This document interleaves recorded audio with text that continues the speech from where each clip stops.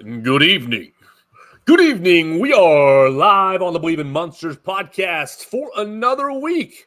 Oh my gosh, we are just a few weeks away from the Chicago Bears kicking off the 2024 season against the Tennessee Titans. And we welcome you in to another episode of the Believe in Monsters podcast. You find us on your favorite podcast platform, Spotify, Apple Podcasts, or on Amazon. We are a proud part of the Believe Network. You can find us on the Twitter machine at BIM_pod. We encourage you to follow us right there. And you can always find us at YouTube, BIM Believe in Monsters on the YouTube page as well. So we are going to have a great time tonight talking about all kinds of things. My goodness gracious, my meatball glands are going crazy tonight because of everything we have seen over the last couple of weeks. 1 week of Hard Knocks to review, Bears and Bengals to review, handful of storylines to review, Caleb Williams, the greatest quarterback to ever walk the face of the earth, or still a lot of work to do. We're also going to talk about Ryan Poles. We're going to talk about over-under. The Bears are the most gambled on team to go with the under. The most gambled on team total under in Vegas. I'm not saying that very clearly, but we will get into that as well. The Bears are definitely going over the 8.5. But before we get into it, we want to say hello to our friends and introduce our friends. Our hosts, Chris Krogman and Lucas Berry. You can follow Chris Krogman, who is back from making millions and billions and trillions of dollars from last week. You can follow Chris Krogman at ShyBears1985. You can follow Lucas Berry at LBerry_40 and myself, Joe Gaither, at Joe Gaither6. So, Lucas Berry with your Tyson Bagent background. How you doing, my friend? I'm doing good, Joe Gaither, with your Mr. Bagent background. We're getting into it. 2 weeks away from the regular season. We've got one preseason game coming up, and like you said, a loaded episode of Bears topics to touch on as the offseason starts to wind down here. Chris, welcome back. Welcome back to BIM. Hello. Tell the people, if you did or didn't listen last week, to hear our nice message. No, I don't listen to you guys. I'm only here for me. I love me some me. The Chris But Krogman of show. course I listen to Lucas Berry and Joe Gaither chop it up and provide some very kind words and from the depths of their soul thank me for their lovely gifts in a bag. Lucas has still got his in the bag. It's bad luck to take it out until the Not season even ready to starts. take it out. No, we're ready. I took mine out and he's been rocking. We're good. I've got freaking 3 more. Every color known to man. I'm superstitious, man. Not really, but maybe a little. It's got to stay in the bag until opening day. Nah. Like it. Joe Gaither's got his out.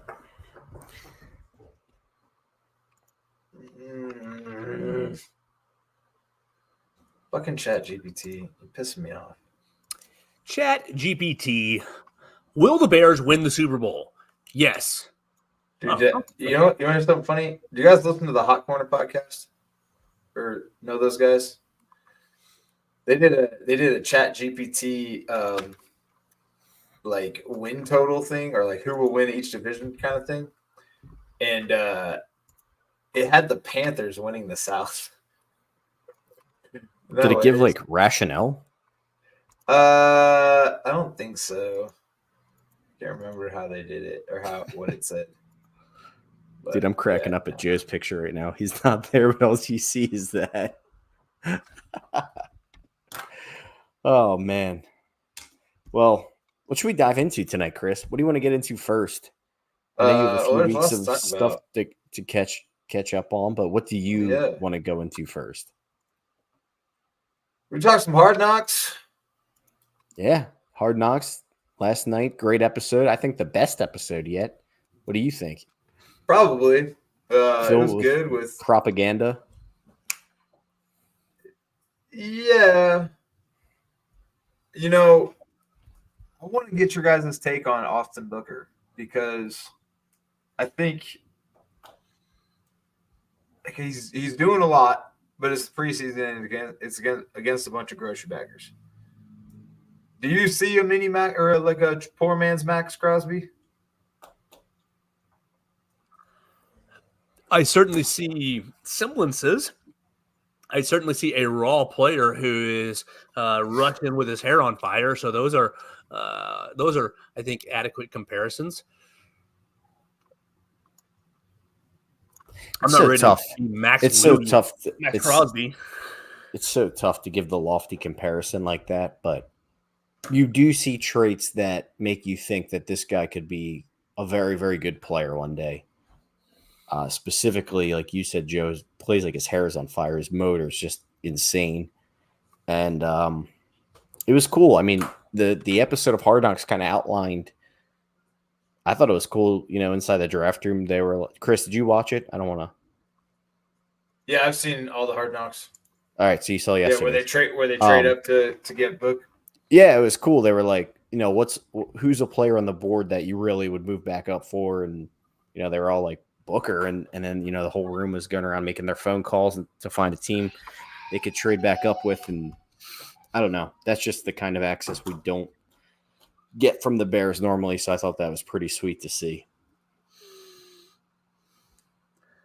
Yeah, I thought it was pretty cool to see all of the we'll edit that out. All the guys calling around and being like, "Hey, if our guy's there, would you take a future fourth?" I thought it was interesting. They had like scouts on the calls. Like I think was it Jeff King? They're calling everybody. They're calling who made the call. Yeah, they're just like, I think Jeff King was the one who landed it, but they had Ian Cunningham making calls, Jeff King making calls, Brian making calls. Yeah, I could see that, but I don't know. I guess I just never really thought like scouts are in the rooms making calls for trades.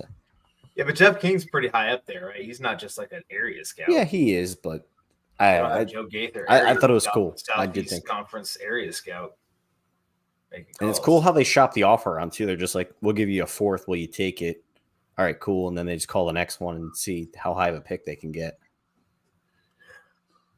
Yeah, I think, yeah. It's interesting because then you got to worry about, like, if he's not there, then do you even call him back? Like, okay, our guy's gone. Sorry. Yeah, well, I know the one point I specifically remember, I think it was Cunningham saying was like, if our guy's there, would you do this? Like he outlined like if our guy's still on the board, but they didn't say who it was.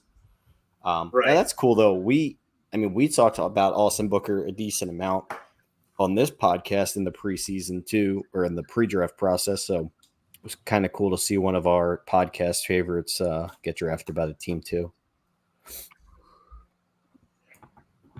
For sure. Yeah, no, I know that was one guy you brought up a lot. Lucas was Austin Booker, so I thought it was cool to see him get taken by the Bears, and then he's played well. So they did have him out there on third. Basically when the starters were playing the Bengals game, he was out there on third down with the starting defensive line. I think they kind of. We talked about this last week too, or 2 weeks ago.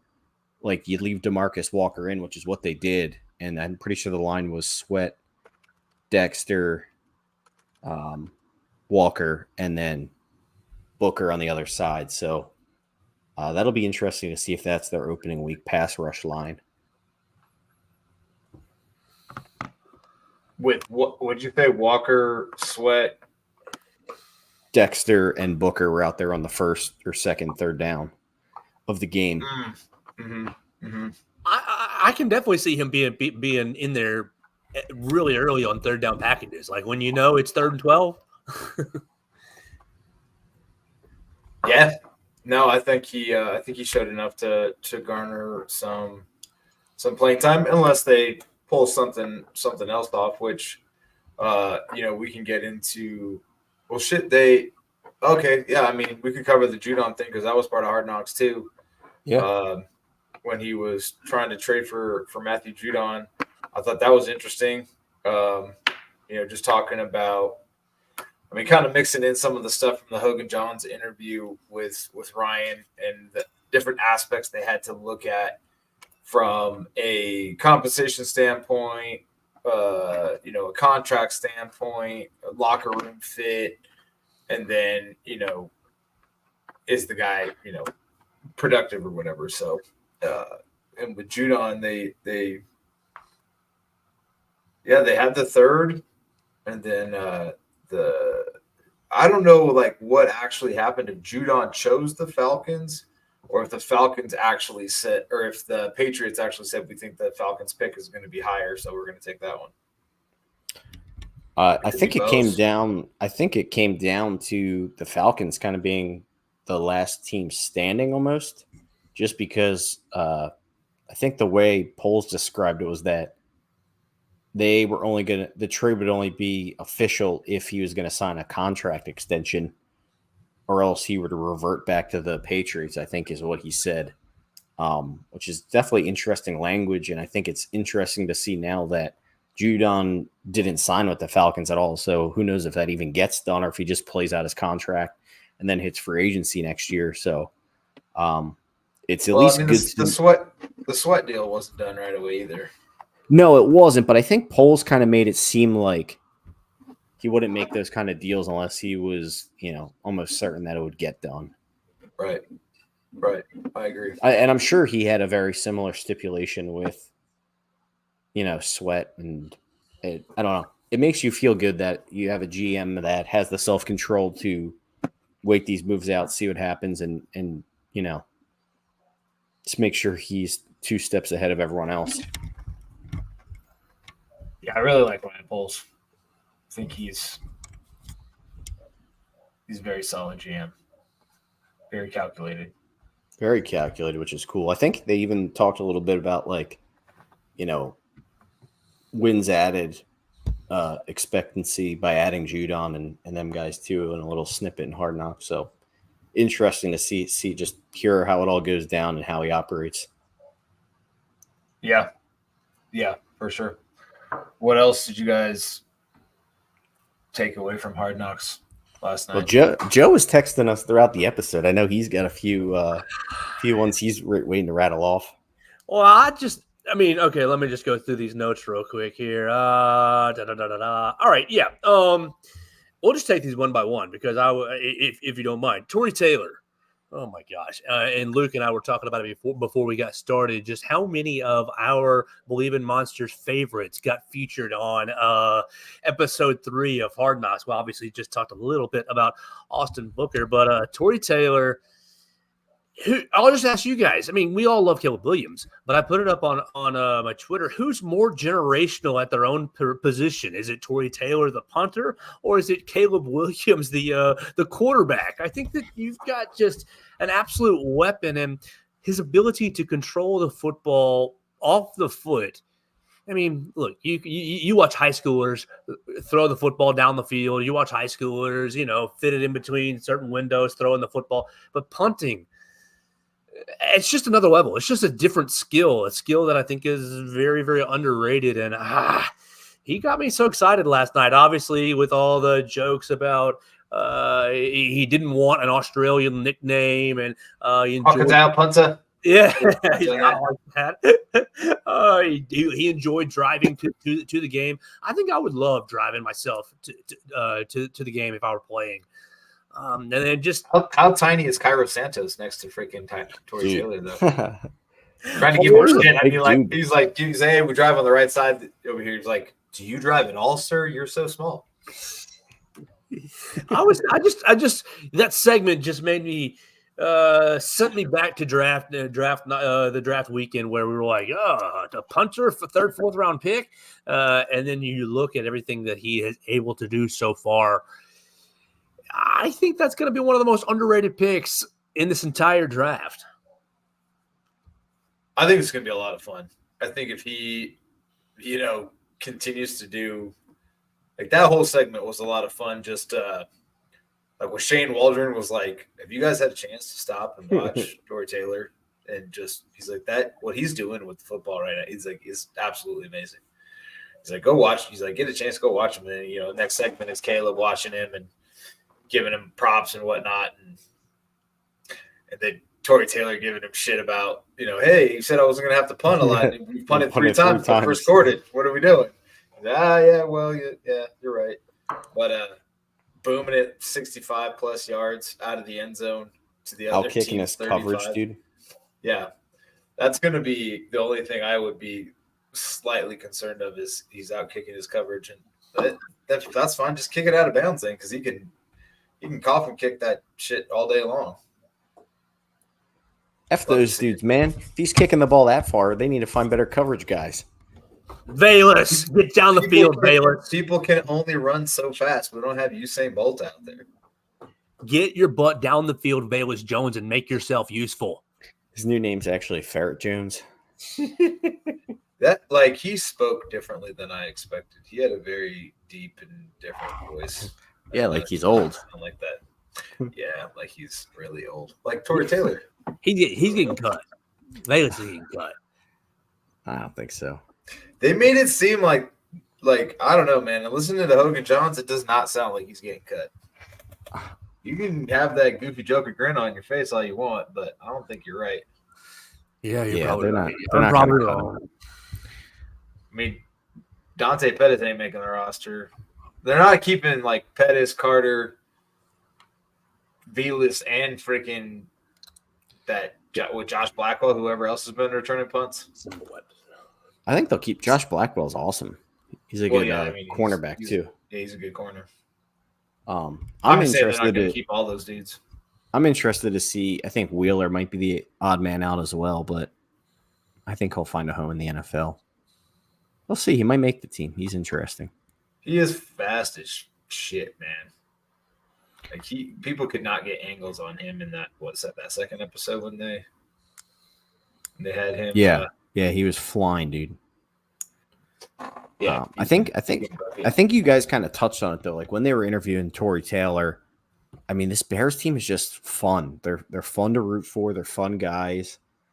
It sounds like they're having fun. Like if you hear the interviews with Ryan Poles, and I think on Hogan Johns, he was like, yeah, this is the closest group I've ever seen. Like these guys are hanging out, going to dinner together, joking around. You see the clips of Cole Kmet and the fourth string quarterback talking about reality TV shows. Like it's fun. They're a fun team to root for. Handsome Eberflus is a cool guy now. Is this the most fun group the Bears have had since going into the 2019 season, going into Bears 100? Obviously, that year didn't work out. But that year was just fun. That year was just that group was very fun. But I think it was just more fun just because they kind of surprised me on how good they were. Right. I mean, the personalities were cool. They had some funny guys like Tariq and Kyle Long, but I don't know. This group it's a different group, but a different kind of fun. They're pretty young still, fairly young team, young quarterback, got a lot of young skill positions. We'll see. Seems like they like playing for each other. Well, my next Hard Knocks note, as we continue on these little topics, my next Hard Knocks note, what was it, Joe? It was Tory Taylor. All right. Let's have some fun. Let's mix a couple segments. Keenan Allen, hype segment on Hard Knocks. Chris Krogman comes in before we got started and says, I want to talk about Hogan Johns, Adam Hogue saying that Keenan Allen is not washed. Well, we all watched the J.T. O'Sullivan QB school tape from this past weekend against the Cincinnati Bengals. It wasn't that good. So let's have ourselves a little Keenan Allen debate. Now, on Hard Knocks, they made him look unguardable for about 2.5 minutes. Right? They gave him a segment, and it was, Keenan Allen is an NFL veteran, blah, blah, blah. Chris, what did Adam Hogue say about Keenan Allen and some of these concerns about his maybe speed or bursts? That it's greatly exaggerated. He's not – this was him and Carm going back and forth, and Carm saying, he's not fat, he's fine. He has not played preseason in 4 years. So the fact that he's just even out there, trying to give Caleb some looks and get some chemistry down says a lot about Keenan Allen in and of itself. And that segment wasn't just him, chewing up Tyreek Stevenson. It was against the Bengals too. Yeah. I mean, he looked fine. So I'm not concerned at all with Keenan Allen being slow and whatnot. And DJ Moore looked like dog shit too. JT O'Sullivan was ripping literally everybody Both those guys didn't. Like DJ Moore, I don't think wanted to play in that game. I think he even there was even a rumor he said I didn't want to play in that game, and his route looked like that. So, whatever. I don't disagree that you got to get some better looks, but this is also preseason and it's not that big a deal. I'm having a hard time balancing myself a little bit because I'm not worried about DJ Moore. I'm not, but I have always been a little bit of I've always not loved Keenan Allen. We'll say that. I haven't gone as far as to say I don't like the guy or don't like his game, but I've never been like, ooh, that's one of my receivers. That's one of my favorite receivers, that sort of thing. And so to see, some of the film work is not good. But didn't he run us a very slow 40 way back when he ran a 4.8? Exactly. So speed has never really been his game. Watching Hard Knocks back really made me – okay, so Saturday's preseason game, I went to Cloud 11. I was, oh, my God, Super Bowl, blah, blah, blah. Great. Sunday, JT O'Sullivan's QB school – throw on 30 minutes that took me about an hour and a half to watch because I was just rolling back and forth frame by frame. I'm like, oh my gosh, well, this team's probably going to be 6-11. Oh, they still got a lot of work to do. And then Hard Knocks show what was actually going on the sidelines right there. And it might be a meatball. Okay, Joe, this doesn't matter that much. But I think the headset communication going in and out is a factor, a small factor. And obviously they showed that at the beginning of Hard Knocks, and we already know the Bears went 3 and out, 3 straight times on Saturday. And then you add into that the headset communication, but then you add into that the very, very, very, very, very beginning of the episode and the very end of the episode. They ask Matty Rafus is talking to Caleb Williams, and he's, oh, what'd you learn? Oh, what'd you learn? And basically, oh, practice is harder than a game. Great. And at the end of the episode, Caleb Williams is talking about, okay, things that I missed in the Bengals game. And he's talking about, oh, just timing. Just got to work out some timing. We got to keep fine tuning some of my vision, some of the timing of the routes, this, that, and the other. And so I went back from, 17-0, 6-11. All right, back to somewhere middle ground, 10-7, 10-7. What is it? 9-7, 10-6 or so this coming year. So 10-7. Thank you. All my numbers are jumping in my head. But basically, all this to say is it's hard to know exactly what to make of the status of the veterans because you didn't see DeAndre Swift. So you barely saw Cole Kmet. That's something I want to ask you guys about. What do you guys make of literally like the whole offense being out there and just no DeAndre Swift? Is that pure perseverance of Swift? Like, what's going on there? Do you think he's like going to be that big part of the offense where they're like no chance we're risking him getting hurt? Or is it just, hey, we want to get Khalil Herbert reps and these other guys reps? I think they know Swift is. I think they have their answer. They spent a lot of money on Swift. They have their answer. No need to like. It's just interesting to me. Like they have DJ Moore out there, Keenan Allen, all them dudes, and then like no Swift. Yeah, but they don't like Swift's job. Is I don't want to say it's easier, but it really is. I mean, and it doesn't really happen. So I think this preseason is all about Caleb and getting that timing synced up with DJ Moore and Keenan Allen, even if they're not running the best routes, because he's going to face that from time to time. They're not going to run the best routes every single time. I mean, there's going to be a lot where they dig in, they run great routes.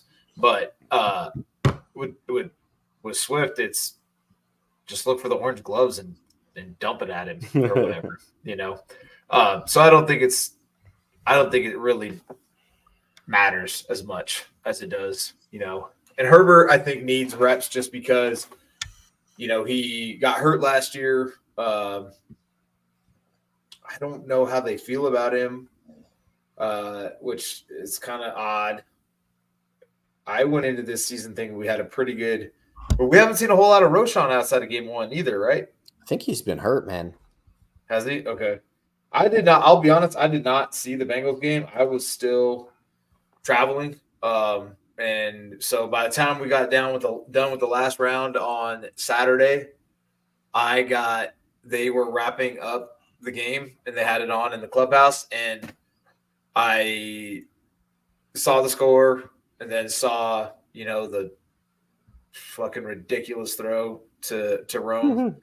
And then Rome not paying attention to the back of the end zone, which I don't necessarily like I'm not that mad at it because that paint job sucked. That was so stupid.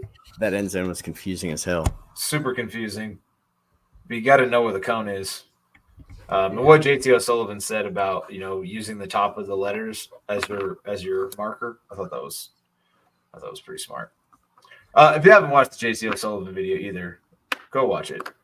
It actually kind of almost made me want to subscribe to Patreon just so we could watch Caleb videos all year and listen to him rip them and slurp Cole Kmet. He'll keep them coming for free just because Bears fans pay that man's salary. That's probably true. Has what's our other dude's name? What's the other guy's name that's here in Colorado? Colorado that runs QB Elite. Joe Gaither. QB. Joe Gaither. That's right. Oh, yeah, I know who you're talking about. I'm blanking on his name. Brett Coleman. No. I know who Chris is talking about. Mark Stevenson. It's Mark Stevenson. Who the fuck is Mark Stevenson? Barry O'Neill. Shut up, Joe. But what is happening? Are we just throwing words out now? Barry O'Neill. No, that's not it. Richard Smith. Dick Butkus. Dude, how nice is it to have a quarterback now who actually takes blame for things? Man. So let's circle back to what you were talking about a minute ago, Joe, with him and things he missed and things he was like before he just seems unflappable. Completely unflappable. He's so chill, so calm, and not like Justin Fields. Like Justin Fields came off like he didn't care, in my opinion. Nonchalant, but didn't care. Withdrawn, like aloof, like just bleh, fucking whatever. Caleb comes across just confident, understanding. Like when you saw him at halftime talking through, like, hey, what'd you see? All that, like just, and then before the game, when his coach was telling, he's like, hey, you nervous at all? He's like, I don't get nervous. And it sounded like kind of cocky at the time, but he doesn't look nervous ever. I've not seen him look nervous in any facet of this preseason or draft process or any of it. He's just comfortable in his own skin, doesn't care what people think about him, but very outgoing and confident. Like he's been fun to watch, like when everybody sings their song or does their stand-up comedy or whatever. He's always the first one giving them high fives and like celebrating his guys. Man, I'm getting to the stupid meatball level of excitement with this kid.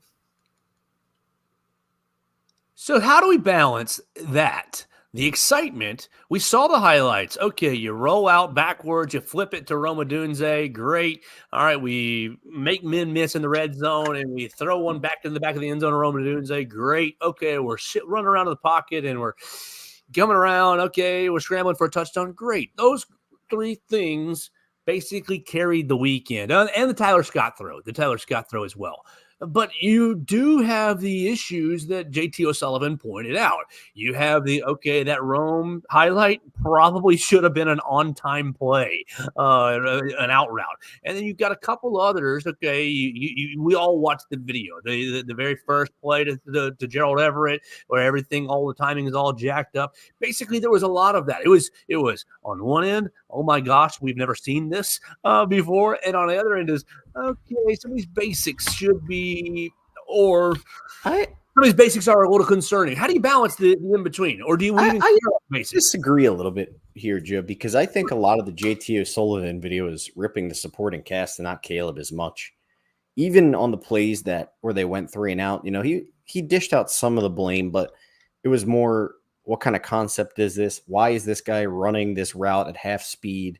Yada yada. And then the good things with Caleb where he has a good base to throw off of. He's looking to throw, he's looking to do this. He's looking to do that. So honestly, I mean, I'm not saying Caleb is, QB perfect over here, but a lot of the issues with the Bears 3-and-outs were not necessarily his fault. Yeah, he laced that freaking throw to DJ. DJ just. I mean, we're dropping slants. I mean, the only glaring play I think Caleb missed was on the one seam route where he probably had a guy open for a touchdown. Yeah. But I mean, just the way the safety played it was a little tricky. I mean, should he have thrown it? Yeah, sure. It probably would be a pass that we would kill Justin Fields for here. But that's the other side of this is the people that bring up that shit is like, we gave Justin Fields shit for that after year 2, after year 3, after we saw it 10 million times. That's the thing with Caleb. I don't think he's going to be making the same mistakes over and over and over again. Justin was doing the same shit in their fucking preseason game in Pittsburgh, which is not to keep bringing him up, but like that's why we got mad. It's the most recent it just keeps happening. Yeah. Oh yeah, that play. I don't know where I saw this breakdown. I think it was TikTok, where he had it was a triple option. He could have handed it off, he could have run it, or he could have thrown the bubble screen. Bubble screen was wide fucking open, and he just kept it, like, without even looking at the bubble screen. And he ran around like he does, and he opened the guy back up again, and he still didn't fucking throw it. And it's just like, he's just never going to have it between the ears. And I mean, Caleb was getting the pocket was getting pushed. I think he would have had to throw that with some really good anticipation anyway. And somebody did mention his height being a problem, especially on that play, not being able to see the route. But I don't think it's going to be a long-term problem. This is the shit that now is the time to work it out. I feel like the day of the 6'5", 6'6" quarterback are coming to an end here. You get a few giants like Anthony Richardson out there, but for the most part, these guys are just athletes. Did you guys see what the Bengals players were saying about him? I couldn't tell if that was fake news or not, but I believe. I don't think it was, dude. That was like a legit Colts report. What? The Colts and Bengals had a joint practice, and I guess Anthony Richardson was just downright horrible, and the Bengals players were like just trashing him afterwards in like their interviews and stuff like that. Really? Yeah. He said he wouldn't throw the ball. They're like, all this dude wants to do is run, wildly inaccurate. And then the week before that, they were just like, yeah, Caleb looks pretty fucking good. He diced us up. Huh. Richardson's terrible. I don't think he's terrible, but he's I don't know. He'll be out of the league. He'll be out of the league for too long. Let me scratch him off my 5th round draft pick this year then. Jeez. Yeah, I would not. They said he was throwing to spots without even reading the field. He's terrible. Super athlete, terrible quarterback. Sounds like Justin Fields. This ain't the Richardson show. Anyway. What do you got next, Joe? Or were you going to say something else, Lucas? No. Well, I do have some we could go into, and what's your take on the Keenan Allen wash situation, Lucas? Because you've been the most vocal about him being fat and slow and a tight end. I told Joe last week, I think overall he'll probably be fine. It just seems weird to me that I don't know. It just here's the other thing.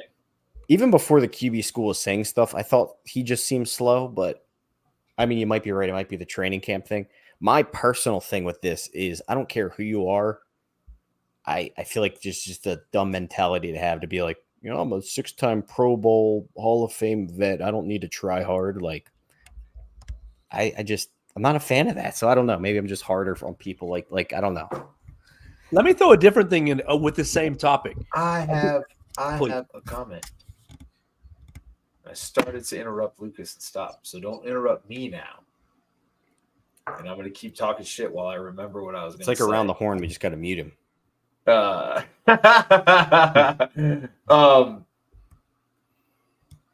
Even if he's not great, who cares? He's on the last deal of his. If it doesn't work out, It costs a 4th-round pick. I- You got a lot of vet experience out of it. You know, he's going to teach Caleb a ton of shit about football. So, I mean, I don't care. And going back to your comment earlier, Joe, about Keenan Allen's never been like I've always been like weary of the guy because of the injuries, but he is so fucking awesome in terms of like just being a technical wide receiver and having amazing hands. You know, he can run. He runs that for being a bigger dude, that freaking essentially Julian Edelman route where he's, you know, you dip in and then zip right out. Yeah, he runs that so well for being such a big dude. And man, he's a PPR monster. I've had him a couple of times and he just eats. He's going to be fine this year. I mean, the Bears receiving core is very stacked. I mean, having him as a wide receiver 2 is a big blessing for this offense. And they have Rome Odunze as a 3rd wide receiver if he gets hurt or whatever. So, I don't know. I'm liking it. I think he'll be fine. I was just like, it's interesting. I don't know. Well, do we have too high of expectations? Because on Chris's point, who cares? What if DJ Moore is what DJ Moore was last year and Rome Odunze becomes a number 1 overall wide receiver, like we kind of saw some clips, and okay, Keenan Allen, his contribution is 700 yards and 7 touchdowns, and like, okay, he's wide receiver 3, but he's a damn good wide receiver 3, and you have a real I think you look at the 3 guys, and maybe our preseason thought and expectation is it should be DJ 1, Keenan 2, and Rome Odunze 3, but what if it's some different order, but you still have good production out of all 3 of them? Packers showed us last year it doesn't matter. They have a wide receiver 2, a wide receiver 2, a wide receiver 3, and a wide receiver 3 out there, and their offense is Love awesome. threw for the 2nd or 3rd most amount of touchdowns last year. So yeah, it was fine. Little bitch. Yeah. Now this offense will be good. And I do got to say, man, that route Rome had on the goal line was absolutely nasty. Yeah. On that fade. Yeah. Jerking insurance salesmen out of their shoes. All right, I do. While we're on this topic of the offense, though, I'm saying no. Even though I've been pumping it up, I think Keenan Allen will be fine. It's just an interesting thing to think about. I don't think it'll be the end for him. He is 32, though. He's got to slow down a little bit at some point, so we'll see. Yeah. Speaking of other slow guys, what do you got now? I know I was joking about this before, not really joking, it's semi-serious, but do you think Gerald Everett will vulture targets from Cole Kmet this year? Not the way he played. Yes, not the way he played on Saturday. Dude, they keep putting him out there. Like, he's always out. I told Joe. What if they're putting him out there just to see if he's worth a shit and they end up cutting him? Because I know he's played with Waldron his whole career, so I think Waldron just fucking likes the guy. I don't know. He's another who gives a shit. Like, it's a net positive regardless of what happens, unless he's like dropping passes left and right. It is, but like, I don't know. Part of me is selfishly, I want to see Cole get those targets because he's our man and we paid him and he's young and athletic and fun, and now they just have this other guy out there taking his targets. Keep Kmet's targets low so that we can re-sign him to another deal in 3 years. I know it sounded like I was anti-Cole Kmet earlier this offseason. I just think he's going to be the guy that kind of gets phased out when the other guys start getting some more targets. No, I think this is more the DeAndre Swift. Well, I think Swift will take a lot, but also I'm saying I think Everett will be used in some of those key third downs instead of him. No, my point really with the Swift was we're holding Swift out a lot of preseason. I think you're holding Kmet out of a lot of preseason action as well. Good point. Everett is probably the beneficiary of these preseason targets to where Kmet will be. It's just Everett's not going to not play, but I think that Kmet's going to be probably in that tight end one role. It is just hard to tell just because they, like I said, they have their full squad of guys out there minus Swift, so it's hard to separate what they are and aren't doing. Yeah, like you said, Chris, if he doesn't perform, they should know they have a better tight end ready to play. So, right. Right. 100%. I think Cole will be fine. I mean, he might lose some targets and shit like that, but they've also added four pieces. Whether you want to say Everett's a major piece or not, but they've added 3 major pieces with Swift and Rome and Allen. Cole's gonna lose something, but we're also like we have a completely new quarterback, so who's he gonna favor, And a good tight end is a quarterback's best friend. So, and Cole's going to, he's already hit Cole on a great pass down the sideline. I mean, we know, man, it can be trusted. He hit him right over the middle for that little 5-yarder that was in between about 50 people. 500 people on the field. Yeah. That scramble drill that him and Rome have been working on for a few weeks, so it's going to be nasty in a few weeks. Seems like every week they're looking for each other on one of those. Is Tyson Bagent one of the 32 best quarterbacks in the NFL? No. Okay. Tyson Bagent looking good in preseason, spending $8,000 on tickets. That's nuts. So he's come a long way since last year even. He does look way better. I know it's preseason, but like his arm strength looks surprisingly way better than it was last year, he's better than anyone that Pittsburgh's going to be rolling out.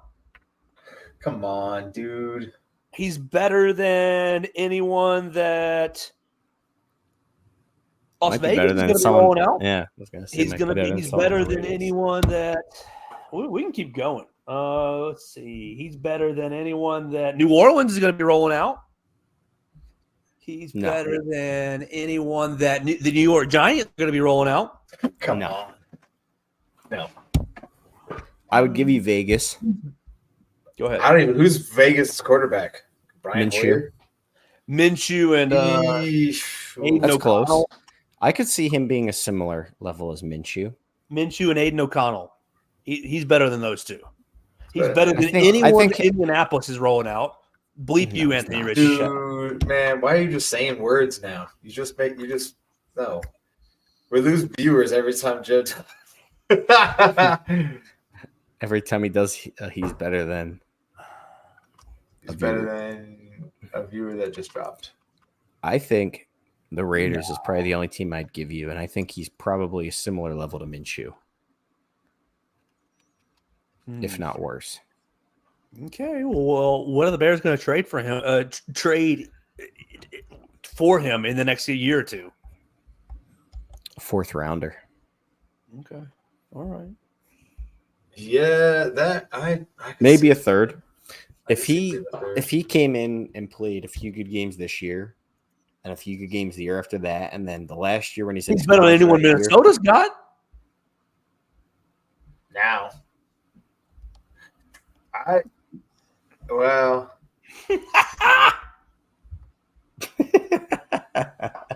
telling you, he was throwing some freaking dimes in that Bengals game, man. I'm going through that. He's better than Sam Darnold. McCarthy's hurt. He's not better than Carr, not better than Jones. You think he's better than Geno Smith? Ooh, no, but no shot. You could but I'd tank with that argument. Baker, no. Then Baker was solid last year. In the system, is he better than Brock Purdy? No. Maybe. That would be fun to see him in that offense. I mean, this is that offense. I mean, this is essentially that offense. Everybody comes off of that offense. It's not what's happened screaming for since his dad was coaching. Yeah, maybe we'll see some more outside. He's better than Bryce Young. Maybe. I know that hurts my heart, but maybe. He's better than anyone that New England is rolling out. That's not true. It's not better than Drake May. Right now he is today. I don't think so. I don't think so. I did think that was interesting how he was having that conversation with Caleb in Hard Knocks, saying that year 2 is a lot.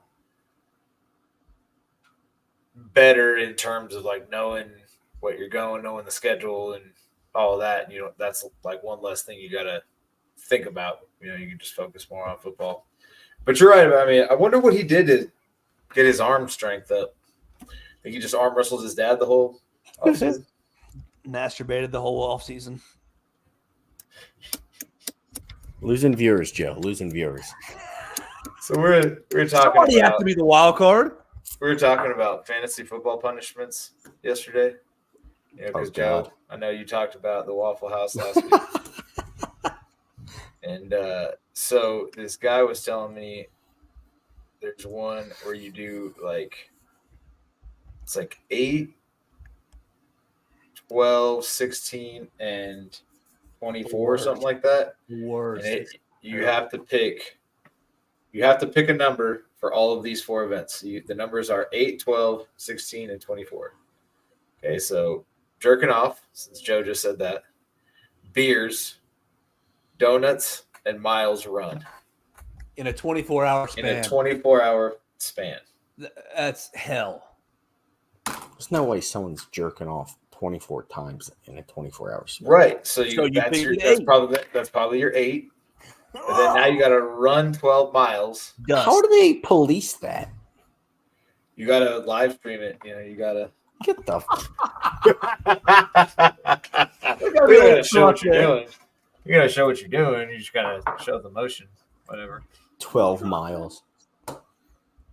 Well, that's the 12 miles and then 16 beers and then 24 donuts. Probably. Some of these are pretty fun. I've seen some punishments where saw one where the loser has to be the caddy for the winner for a day in like a Masters jumpsuit. That's good. Okay. That's fun. I mean, it's funny. That's good fun. I've seen one where you have to go out in a golf outing in a dress and play the full round in a dress if you're the loser. Be comfortable. Just get a big flowing movement, dude. Like chilling. Be like, or you just get a kilt. A kilt would be sick. It's technically a dress. It's a mini dress. The Waffle House one's pretty good. I've heard one where you have to sign up for the SAT and take it. Do they even do that SAT? I mean, you probably do ACT. What? SAT still a thing? Signing up and having to take that is horrible. That would be a horrible punishment. Could you imagine, like, you sign up for that? What's the ASVAB? And the military's like, hey, you know, we could use a guy like you. And you're like, no, man. Loser has to enlist. Loser has to join the army for 4 years. Loser enlist. Joe, would you set your lineup then? I would not be a part of that league. Oh, really? Why not? You afraid you'd come in last? Because there's zero chance that I'm going to enlist, and if I finish last, I am going to do the punishment. But there's zero chance that I'm doing that. I'm not even entertaining that. What I am entertaining, and I will throw it at you, Chris Krugman, are you volunteering to take the Caleb Williams button for 10 Chicago Bears Super Bowls for your fellow Bears fans? Because I'm telling you, I'd kill both of you two for that shit. Please do. Joe's volunteering. You're not going to take me. I know you're volunteering as tribute. No, I wouldn't kill people for 10 Super Bowls. That's ridiculous. No, would you volunteer yourself as tribute for the fandom? That's the question. No, fuck y'all.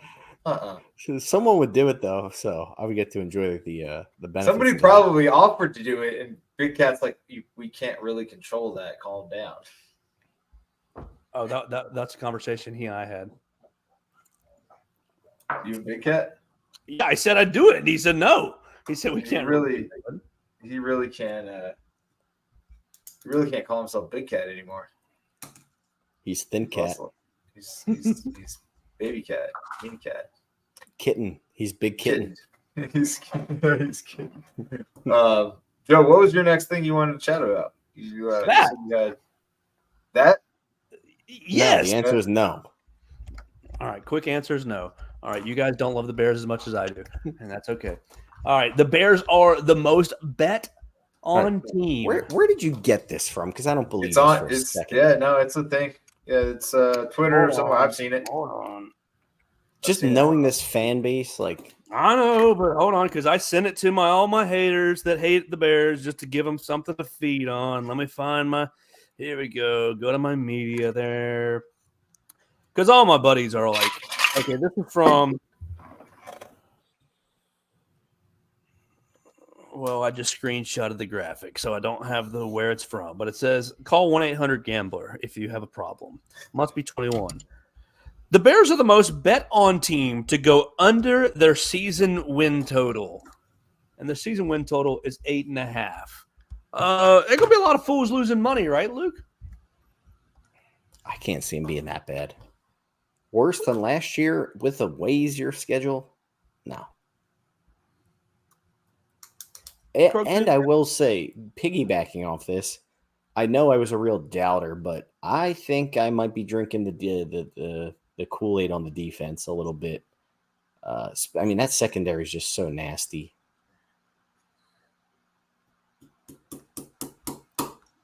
No, we're not losing.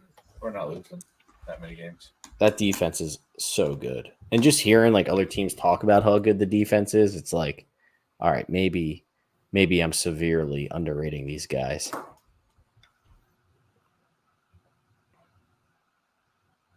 I would look at the schedule. Okay, Chris, help me out. Why don't you keep track of how many top half of the league quarterbacks are on this schedule? Okay, Will Levis with the Titans. One. Yes or no? No, I'm just joking. Okay, CJ Stroud, Houston. One. Yes. Right. Anthony Richardson, Indianapolis. No. He's got a top 15 QB. Okay, no, he's not. I think that's an undetermined. All right. Yeah. It's a UND. Matt Stafford, Yes. Rams, yes. 2, yes. Bryce Young, Panthers, no. Trevor Lawrence, Jacksonville, maybe 50-50. You can decide. Jaden Daniels, Commanders, no. You got Kyler Murray, Cardinals, no. Yes. Okay, yes. That's fine. You can keep tally on yourself. Drake May, New England, no. Jordan Love, Green Bay, yes. Sam Darnold, you get him Minnesota, twice. No. You got Jared Goff, Detroit, yes. Brock Purdy, yes. San Francisco, I'm up to 8. Once again, Sam Darnold. Once again, Jared Goff. Then Geno Smith, no. And then again, Jordan Love. So how many of those games are against top 16 quarterbacks? 8 to 9. Perfect. And how many of those? I mean, look, you win 4 of them, right? Go 50-50, 500. The Bears dominated bad quarterbacks last year. I'm not going to say those other 8 games, those other 9 games are shoe-in victories, but the Bears' bad defense, bad in quotation marks, really did excel against bad lower half league quarterbacks. So you look at the schedule, it's set up there for the Bears to win themselves 9, 10, 11 games. 9, 10, 11. Man, I'm getting excited for week 1. I mean, this matchup on paper is so juicy. I already bet on the Bears. I hate rookies in their first game traditionally aren't too good, but the Titans, I feel like, are going to be a mess on offense the first few weeks. Rookie. Bears are a 4.5-point favorite. I bet on the Bears minus 4.5. I'm surprised it's up to that. I would probably say it should be a -3 line, but we're going to crush the Titans. It's going to be a bloodbath. I don't know about that. I think our defense should have a field day versus them, but the Titans' defense, I think, is pretty underrated. Secondary is pretty good. It's going to be 28-3. All right. Haterade. Hey, man, I'm on cloud 12. I think this the offense that we've seen over these 3 weeks has a lot of fun potential. Place is going to be rocking, that's for sure. Yeah, you get it at home, it's going to be a bloodbath. You're going to have Caleb Williams dropping the claw. Oh my gosh, it's going to be this is bad. Let me ask you this concept: do any of you guys find yourselves every time Caleb Williams has a highlight, like Saturday, obviously first reaction is to go crazy, but I find myself to have a little bit of a feeling of when's the shoe going to drop? Oh my gosh, this feels like a setup. This feels like, oh, you're getting me set up to let me down. And a lot of that is due to the last two quarterbacks that each had, we got to be honest, a highlight or three, and then let us down spectacularly. I find myself watching Caleb Williams and, oh my God, what a great throw. He's amazing. And just a little voice. It's quiet. It's little. It's not loud. Saying, it's not real. It's not real. It's going to fall apart. It's a wazzy. It's a woozy. It's a. So Yes. I'm the only one? Oh, Chris, No. say yes. No, I hear you. I hear you. That's what being a Bears fan's about. Getting your Chris hopes is up and dropping being, his shoe. Nope. Being dropping a the Bears shoe. fan is keeping your brand new jersey and its wrapper until week 1. I took mine off because my dog was jumping all over me, and I don't want her dog hair on it. Ain't gonna change anything. It is. The Bears are going to win 28-3 if I keep it in there. Oh my God, it's going to be incredible. They're gonna win 28-3 no matter what you do. That's exactly right. They're going to win 35-10. You do not affect anything. They're going to win Chris. 42-7. Would you start Caleb Williams week 1 if you had him in fantasy?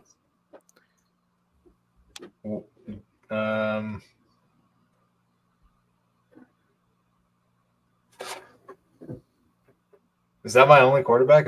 Did I make that move? No, let's say you hypothetically have Kirk Cousins too. No. Hypothetically speaking. Let's start. This Kirk isn't Cousins. real at all. Okay. I'd probably start Cousins. Really? Off an Achilles? With the Falcons?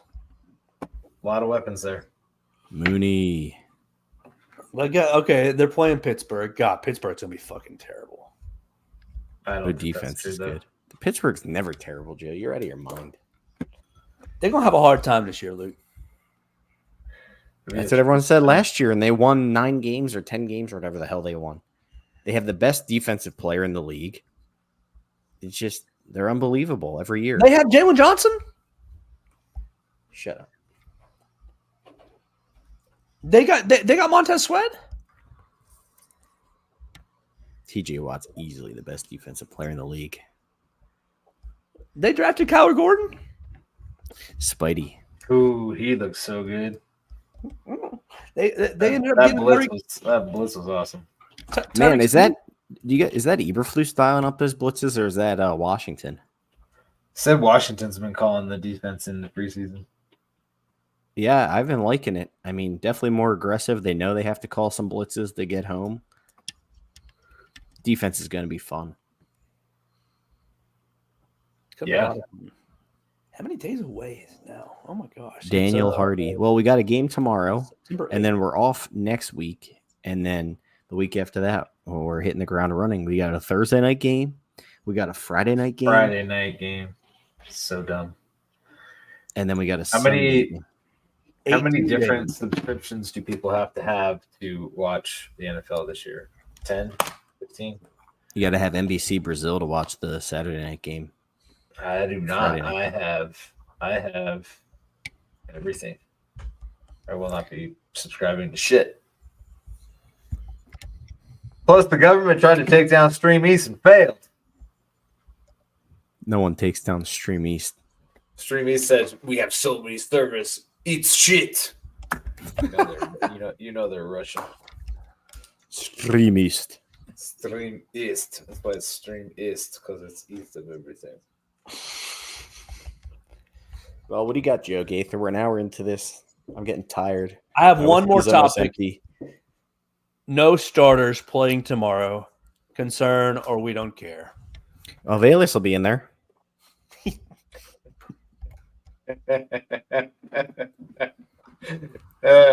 We called him a starter. That's why I'm laughing. Lewis will be in there, and he's going to look good. And everybody, oh man, we got to keep him. We got to get him on the roster. Find a Dude, way. I to want keep to see these him. guys in I want to touch. see him at running back. I don't know why you're such a hater. I just like Adam Hogue's been saying he's a kick returner that can do multiple things, which I think is a stupid way to say it. He's a Swiss Army knife. Jag. That's fine. Jags make the 53 all the time. Jags score touchdowns. Better than Daniel Braverman. Low bar Nope. there. Nobody talks about Nope. Debo like that, Joe. Oh. And Nobody talks about Debo Jr. like that, Joe. Debo Jr. Well, he's probably Debo Sr., actually. Dude, Age-wise. returning punch with a fucking walker out there. What was our deal, Chris? If Valus returns 2 touchdowns, kick returns for touchdowns, Joe has to buy us a Valus jersey. I don't see that happening anymore, but yeah. I'm game. That's stupid. I don't. This kickoff thing is just wonky. He's That will gonna be return a 2 of bet them, I'll be happy to lose. And Joe will be buying us Valus Jones jerseys. Tennessee jerseys. Valus Jones USC jerseys. Retro. If you buy USC jerseys, they have to be a Velas and Caleb jersey. And Michael Pittman. Believe That's crazy that he was And a roommates with ferret. Michael. How is he roommates? Hasn't Michael Pittman been in the league for like 4 isn't he on years. his second contract? he just got a second contract, right? Yeah.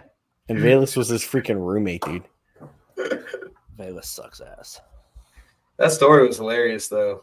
Where he's like in a back alley and he's like, "Oh, this is shitty as shit. Let's go."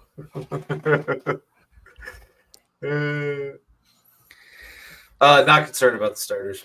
Sorry. Don't care. Not playing. No. Another chance to see top 32 quarterback Tyson Bagent. Yes. And Austin Reed, man. I hope Austin Reed If you finds got put up a in nice front of the team, what would be the song that you would sing? Thought about this. one. And I don't know. I don't know what I would sing. It's funny because it seems like whatever they sing, everybody knows it. So it's almost like it's like a planned thing. You know, everybody knows the song. So Lucas Berry, what song you singing up in front of the team? he's singing some Dio shit. I would sing Sugar by System of a Down. Sugar. Bum, bum, bum, bum, bum, bum. Honey, that song? No, that's not the System of a Down song. Man, I might sing. Now that you did that, like I might sing something that everybody sings at ballparks, like Sweet Caroline or some shit. I don't think anyone in that. Sweet Caroline. Bum, bum, bum, bum. See, everybody's gonna know the bum bum bum just because their parents made them listen to that shit. I thought Rome's was hilarious. Oh, Austin Reed's was good. I didn't know Austin Reed's song though. Everybody else did. Little Keisha Cole. Didn't know it. Put it on for your wife tonight. Thank me later. Okay. Do that. Do that.